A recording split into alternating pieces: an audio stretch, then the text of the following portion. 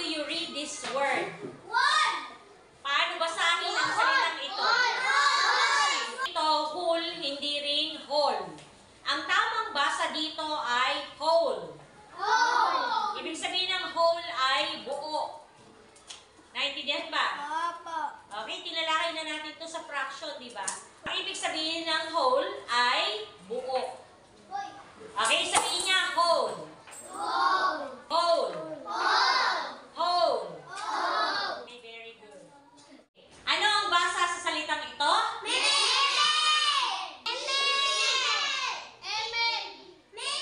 Eming daw to.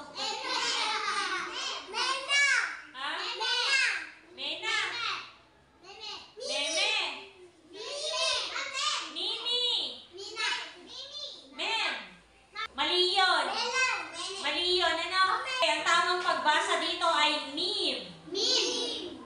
English word to, English word. Meme. Ano basa dito? Meme. Okay, very good. Hindi meme, ha? How do you read this word? Paano basahin ang salitang ito? Almond. Ha? Almond. Ang tamang basa dito ay almond. Almond. Almond. Almond. Almond. Almond. Okay, very good. Okay, paano basahin ang salitang ito? Colonel. Colonel, ikaw. Clown. Paano basahin ito? Ang basa dito ay kernel. Ulitin niya, kernel. Kernel. Anong basa dito? Okay, very good. Itong salita na ito ay hindi binabasa ng handkerchief.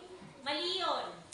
Ang spelling niya, maaaring handkerchief. Pero, ang pronunciation o bigkas nito ay handkerchief.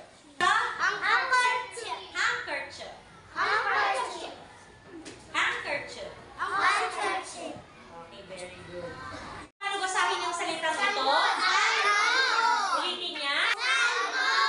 Okay, sa Tagalog, binabasa natin itong salmon. Pero, ang basa nito sa English ay salmon.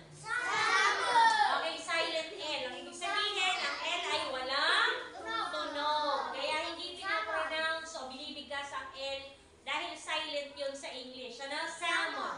Salmon. Salmon. Okay, salmon. Okay, very good. Okay, how do you read this word? Paano basahin ang salitang ito?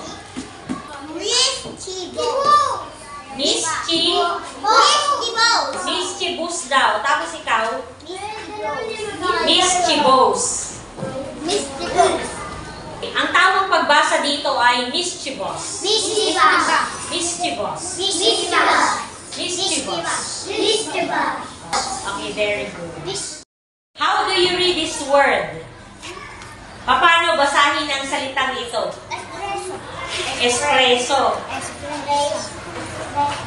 Espresso.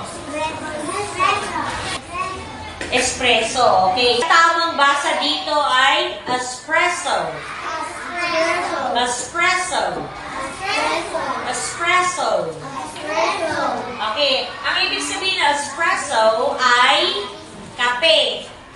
Ito ay brewed strong coffee. Ang tamang pagbasa sa salitang ito ay jeep. Jeep. Hindi jeep ang basa dito, ah. No.